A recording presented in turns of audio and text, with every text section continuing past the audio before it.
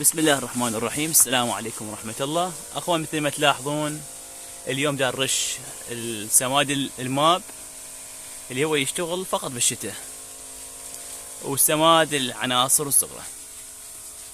الكمية حسب التعليمات اللي موجودة على العلبة تشتغل، لا تاخذون معلومة من أحد، وترشون بهالطريقة هذه جميع النباتات بصورة كاملة.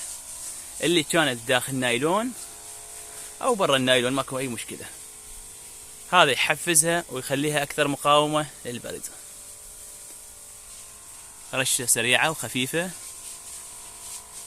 تغني النبات من العناصر اللي يحتاجها. طبعا قبل 3 أيام رشيناها بالمبيد الفطري. محمد داريها السابوته، يعني أوراقها هاي تصير جلدية، فتحتاج كمية أكبر من السماد.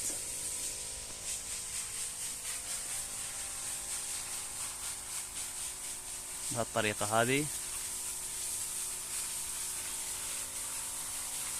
الرش دائما بالشتاء، يعني كل 4 أيام كل 5 أيام لازم أنت داخل المظلة أو برا المظلة ترش نباتاتك بصورة صحيحة، كانت مبيدات فطرية أو أسمدة للنباتات. هسه راح نشوفكم الأسمدة اللي نستخدمها. شوفوا النباتات بصحة جيدة، هذا يعود الفضل علما للأسمدة وللمبيدات اللي دا نستخدمها حاليا. إذا تترك النبات بدون أسمدة مبيدات، لا، إذا صار به إصابة فطرية اقرأ عليه السلام.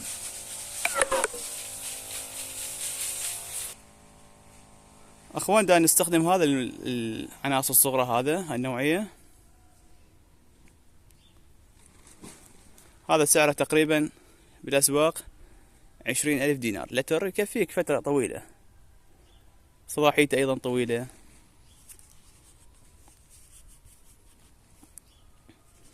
وهذا السماد الماب يكون أبيض سائل، العفو، عارفون الشكر بالضبط.